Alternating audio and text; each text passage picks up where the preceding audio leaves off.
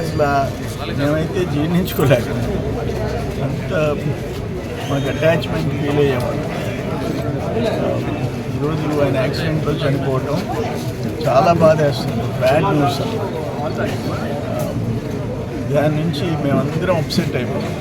విన్నోళ్ళందరూ సడన్గా, ఆయన ఏజ్ కూడా చాలా తక్కువ, 50స్లో ఉన్నాడు, చిన్న బాబు చదువుకుంటున్నాడు. ఏదేమైనా ఆయనకి ఆత్మకి శాంతి కలగాలని, కుటుంబానికి ఆ భగవంతుడు ఆత్మస్థైర్యం కల్పించాలా. పార్టీ డెఫినెట్గా పార్టీ అండగా ఉంటుంది ఆ కుటుంబానికి. అజీజ్ భాయ్, అందరూ, నారాయణ గారు అందరూ సపోర్ట్గా ఉంటారు. ఏదేమైనా మరొకసారి ఆయన ఆత్మకి శాంతి కలగాలని చెప్పేసి కోరుకుంటున్నాను.